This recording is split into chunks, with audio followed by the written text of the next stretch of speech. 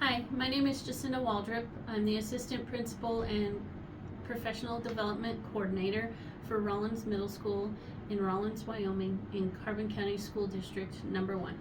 I've worked in the district 19 years. I was an elementary teacher for 10 years where I taught second grade and enjoyed the work that I was doing. I loved how the kids would come in very excited and they loved their teacher and they loved to learn. I just needed to switch it up a little bit, and I found that I really loved working on curriculum and the instructional work that takes place to ensure that our students are learning and growing. I was given the opportunity to come to Rawlins Middle School as a curriculum instructor and instructional facilitator at Rawlins Middle School. I did that work for about 2.5 years, and then I transitioned into the position of assistant principal at Rawlins Middle School, where I took the skills that I had obtained being the instructional facilitator and curriculum coordinator into the position I currently have at Rawlins Middle School. I love to go around and visit with the teams and spend time with them talking curriculum, talking instruction, helping them learn and grow along with the students. When I first became an instructional facilitator and curriculum coordinator, there really wasn't anything to go off of. There wasn't a single curriculum map at Rawlins Middle School. Most of the work was done just based on the resources that they were given. Here's the textbook, teach to the textbook. We did a lot of work focusing on the essential standards, unpacking those standards, really diving into what was essential based off the YTOP blueprints, and we started there first. We took the resource and we did guide most of our practice the first couple years on what we had in the resource, but we dug really deep into that work and focused on the essential standards and what was needed to ensure that our students were learning and growing from year to year. The next big step is we tried to do the reverse practice where we built an assessment based off the essential standards and then did that backwards design where we found out what we expected at the end of each unit and identified the essential standards expected in that unit and built everything around that, including looking into our YTOP blueprints and designing our instruction based on that.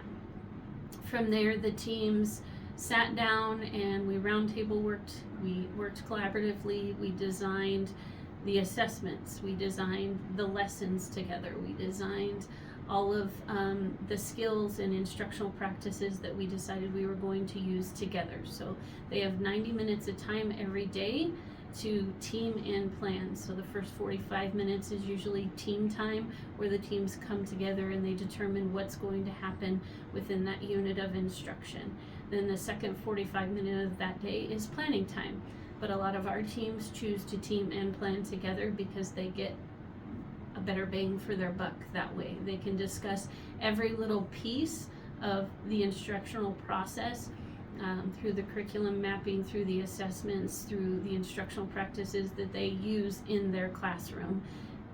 That way, when I first came, like I mentioned, there wasn't a curriculum. They were just grabbing the book and teaching from the start of the book to the end of the book, and now we know that we don't have enough time to teach all of the standards that are designed to be taught per grade level, so we had to break it down and really focus on the essential standards in each of our core content areas and also in our enrichment courses, which are our art classes, our band classes, the things that truly support all of student learning.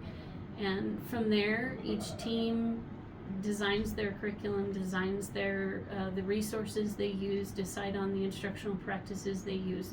Then they administer common formative and common summative assessments. The common formative assessments are no fewer than 2 weeks, and then they administer those throughout the unit. So if the unit of instruction is, let's say, 8 weeks, they'll do about 3 common formative assessments, and they'll do some short cycling with that work. They'll sit down and they'll analyze the results of those common formative assessments using our TACA forms. And our TACA forms just guide the practice of analyzing the data. There we pull out information on students who have IEPs, ILPs, 504s, but we look at all of the students as a whole. We decide where we need to group those students according to their skills, and then we teach to those skills. So luckily, we have done a lot of work over the last 5 years to determine what was the best for our building and our students and our teams, and they were willing to shake things up this year. And math and ELA have 90 minutes of instruction 4 days of the week. On Fridays we have short days, we end at 2. So Monday through Thursday we do rotational work, and we go into tier 1 instruction and tier 2 instruction during their 90-minute block of time. So on Mondays and Wednesdays, the ELA team does their tier 2 instruction on top of tier 1 instruction during that 90 minutes, and then math on Tuesdays and Thursdays do the same thing. So they focus on their tier 1 instruction, they look at the data that they have gathered from their common formative assessments or their closing tasks, they analyze that data, and then they determine where those students need to be grouped to get more bang for their buck, that tier 2 instruction. And then when they do the tier 2 instruction, they break it down to student by student, skill by skill, and it's all 7 of our math teachers and all 7 of our ELA teachers analyze the data together and determine where those students need to go. So if they are in Mrs. Morgan's class during the first 45 minutes of instruction for tier 1, they may be in Miss Cox's class for the second 45 minutes, and that's their tier 2 instruction. We do that 2 days a week, tier 1 and tier 2 for both those teams. But we also have a time in the mornings called our morning CLL time, where we also dive deep into that instruction, and all 4 of our core content areas participate in that along with our enrichment teams. So they get a grade level per week to give some more specific, really drilled down instruction for those students. It has worked really well for our students and for our teams. The teachers have noticed a huge difference in the students remembering the skills that they are being taught, and they're also noticing that we have less foundational skill gaps based on that. And all of these things put together make our PLC process work. If we didn't have all these bits and pieces in place, then the structure in our systems wouldn't fall into place as well. We do meet on, the administration meets with the teams once a week to really drill down into the work that they are doing. They ask us to come to the meetings when they analyze data after a CFA, so that we can help analyze that data with them and then determine the next steps. We're also providing some after-school tutoring, and that's our tier 3. So we really tightened up this process this year because we had way too many students qualifying for tier 3. We identified that most of the work needed to be done in tier 1 and tier 2, and then it should be a very, very small amount of students qualified for tier 3. So we are doing tier 3 work, but it's for right now it's built into our after school tutoring, and then we're also going to do some tier 3 work during summer school.